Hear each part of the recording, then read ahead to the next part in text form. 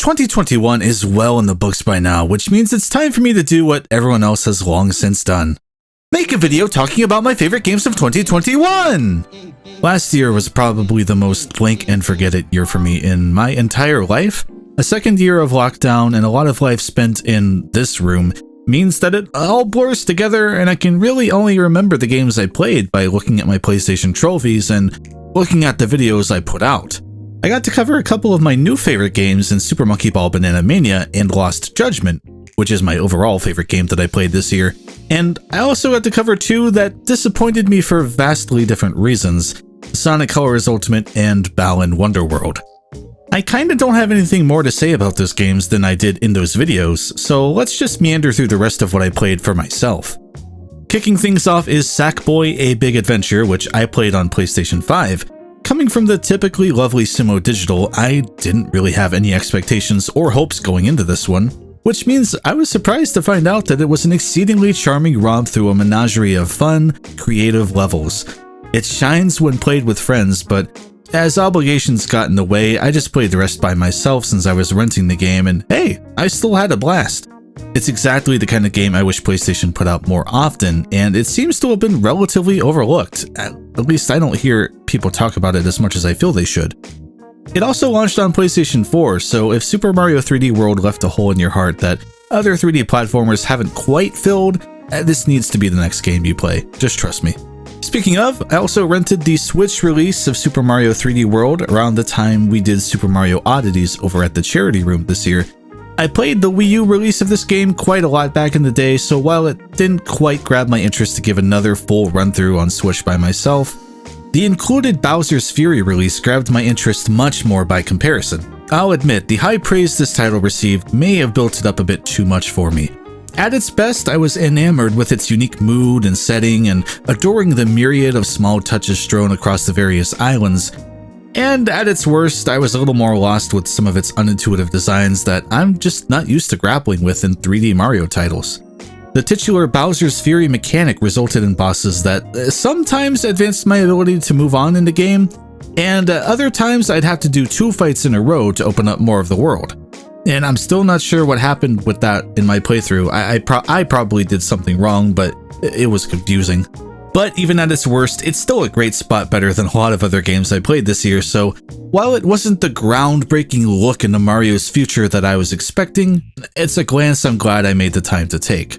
As is my yearly tradition, I also have to shout out Apex Legends, the game that refuses to die in my friend group, as we enter its 3rd year of existence next month. Oh.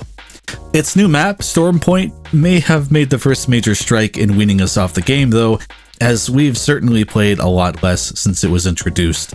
Part of it is due to us all being busy with other things, admittedly, as well as Halo Infinite coming out, which I don't have much more to say for at the moment other than, man, that multiplayer is pretty fun as someone who hasn't really played any Halo. But the Storm Point map is weirdly vertically designed with a lot of points of interest, but so much space between those points that I find you often spend most of the map looting areas without running into other players, and then suddenly bumping into 4 other teams at once and having a manic leap for the winning podium. I felt that this was a bit of a problem with another map in the game, World's Edge, which also just happens to be the only other map in play this season, but it's much more pronounced here in this one. If Kings Canyon or Olympus had filled the second map position instead, I think it would have felt like a stronger season, but even with bringing a Titanfall 2 character into the playable roster, it just hasn't done as much to grab my interest as of late. The other seasons throughout the year have been fun, but it's just been a weirdly downer season leading into its 3rd anniversary. Apex is still the easiest game for us to just hop on and play and shoot the breeze during, though, so while we may be looking down the barrel for the end of our time with the game finally, for a free game, we've more than gotten our time out of it. The PS5 version of Final Fantasy VII Remake and its new DLC story reminded me of just how much I loved that game when it came out. A higher frame rate and more graphical detail really helps make this game even more stunning than it already was, even if they maybe went a little overboard in some of the battle effects. Playing as Yuffie and the new story segments were fun, but it was painfully short. I hope we're not waiting too much longer for the next proper part of the remake, but if we have to, at least I have this shiny new upgraded version of the game to replay to tide myself with. I thought about Ratchet & Clank a ton in 2021 thanks to knowing the Golden Bolt, And maybe due to the series always being on my mind due to that, I really felt like I had nothing to add to the conversation of Rift Apart that wasn't already out there. It's an outrageously good feeling game with fantastic visual fidelity and all the charm of the recent games cranked up to 11.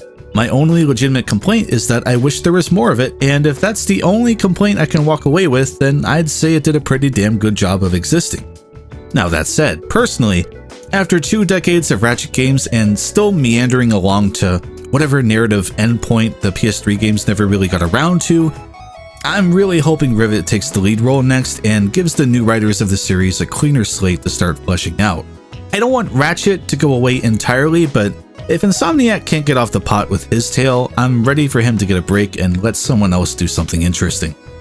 Granted, Rift Apart seems to be setting up for them to finally go somewhere with all that much talked about lore in the next game, so I suppose we'll see and hope that it isn't another 5-year wait until the next entry. Another very pleasant surprise was being able to finally bank some time in the somewhat maligned Ratchet multiplayer games I'd heard negative things about over the years. I got to play Full Frontal Assault story mode with the Golden Bolt, and later our buddies JTart9 and All Hail Buckets joined in for the 4-player versus mode, and we had a really great time learning the game. For a title that would have been just $20 when it came out, I was impressed. Some of its rougher edges showed, but we were just having too much fun with the chaos and dunking on each other during it to really care that much. I even went out of my way to get the Platinum Trophy on my own time. Similarly, thanks to Derek Bittner of Good Vibes Gaming inviting me, Bolt, and our buddy Rackrox on his streams, we all played through Ratchet & Clank All for One over a few weeks and had a blast there too. Again, it's rough around the edges with jank that results in hilarious and confusing situations, but compared to the vague complaints I heard about the game over the years, we all walked away from it glad that we took the time to give it a go. And personally, having bought these games like half a decade ago for learning to love PlayStation and never touching them after I killed that series, it was great to finally take them off the old backlog. If you can grab some buddies to run through these games with you, I totally recommend it. It's simple, dumb fun. To swerve in a completely different direction, 2021 is the year that I finally kind of began to understand Picross. It has long evaded me since I first tumbled my way through a page or two of 3DS Twilight Princess puzzles years ago.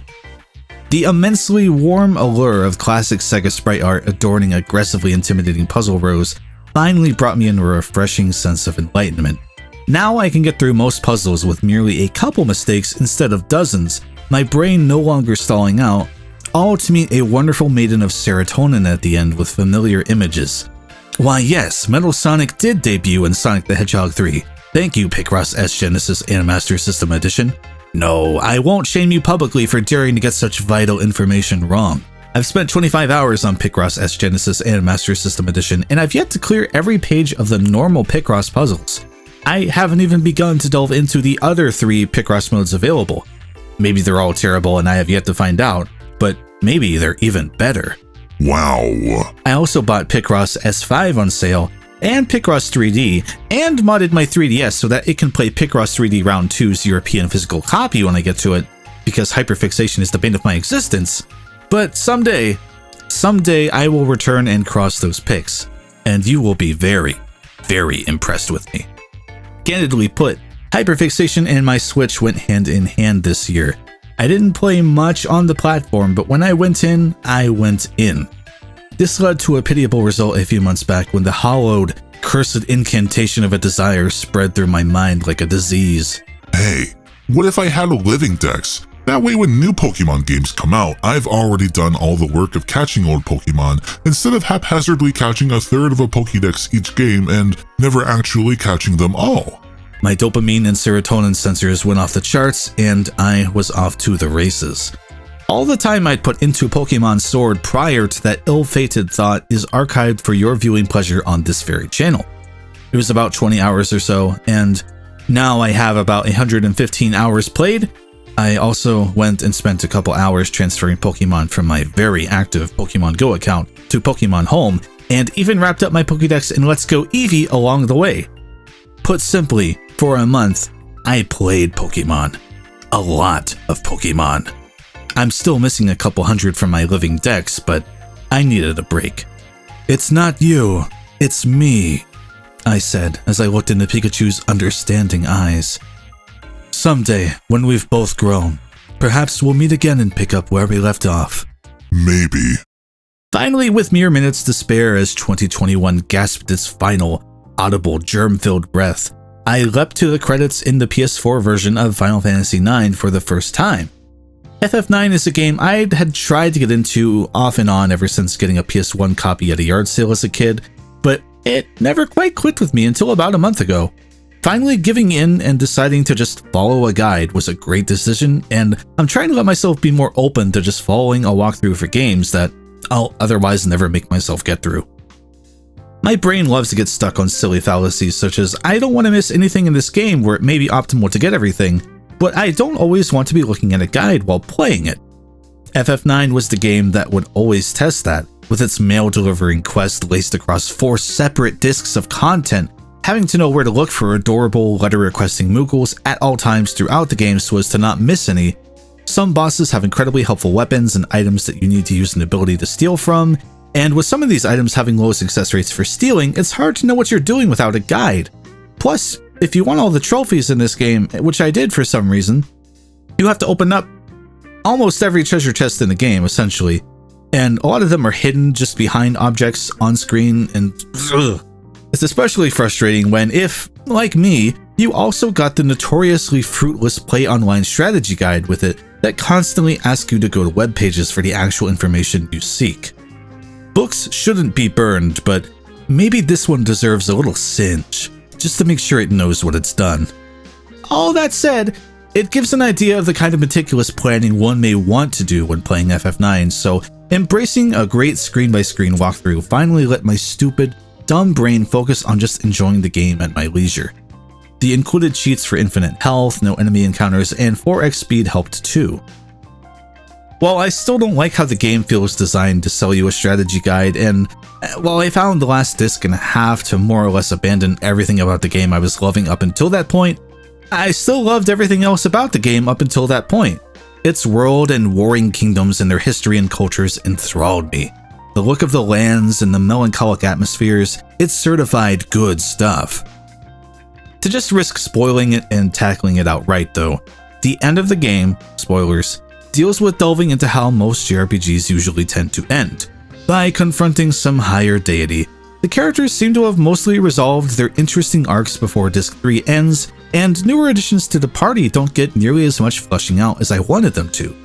Like the end of a train line, it has to go where it seemingly has to go, barreling through the tunnel toward the last station, the one that this train always seems to stop at.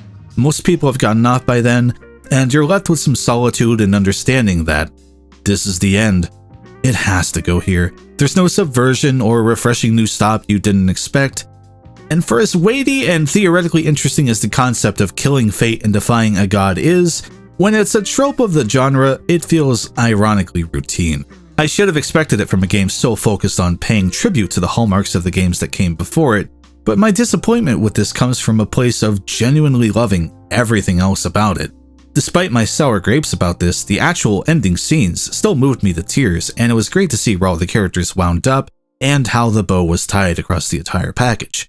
And frankly, it's just nice to be able to say I've 100%ed a Final Fantasy other than Final Fantasy XIII because, hey, I got the Platinum Trophy for 9. This was about 80 hours of game time even with cheats, so again, my disappointment with these things comes from a place of love.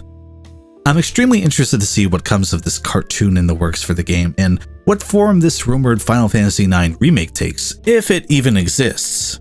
I'm glad I finally made the time to play it and lose myself in its world. And I'm sorry if this seemed more critical of a 2-decade-old game than was necessary, but I had to get these thoughts out somewhere. So that more or less brings me to all the thoughts that seemed fit the print. 2021 was a strange year for me in that the games that resonated with me really resonated with me. Lost Judgment, Banana Mania, Rift Apart, Final Fantasy IX, even Pokemon Sword's surprisingly fun DLC. I devoured each of them as much as I could, but there was also a lot of games that I started and I just couldn't really get into thanks to my brain just deciding to hyperfixate on something else. I was super excited for Persona 5 Strikers, but I haven't put more than a few hours into it. Pokemon Breedable Diamond is definitely Pokemon Diamond on a Switch, a little easier than I was hoping it would be. Hell, Activision even passed along Tony Hawk's Pro Skater 1 and 2 HD with no obligations to me, and I was excited to finally see what those games were about, but my attention span waned once again. And with all the recent Activision headlines, I don't know when I'll get back around to giving it another try either. I'm hoping 2022 lends me a calmer, more relaxed mind and a greater ability to focus, just in general, and I hope that I'm able to dive more openly into experiences and immerse myself in them. There's plenty I'm excited to play. I want to catch up on Hitman 3, see if Pokemon Legends Arceus is worthwhile, the leaks are pointing to actually maybe yes, find out what's up with Sonic Frontiers, Breath of the Wild 2, Horizon Forbidden West is coming out, and there's a ton to be announced that we don't even know about yet. There's already a few games this year I've actually been able to put some time into, thankfully, but it's 2022 now, so I suppose I'll talk more about those in a year. Hopefully you'll still be around to chat with me about them, and hopefully things will be better by then. An extra special thanks to Adrian, Buckles Chucklo, Calico Plus, Cooking Mama, Goldstorm07, Harry, James Boss, Jeet, Joey, Lewis Jones, Moki, Starkiller926, Patrick Thompson, Svendelica, That Trav Guy, The Crazy Even, and The Legend of Groose. Thank you.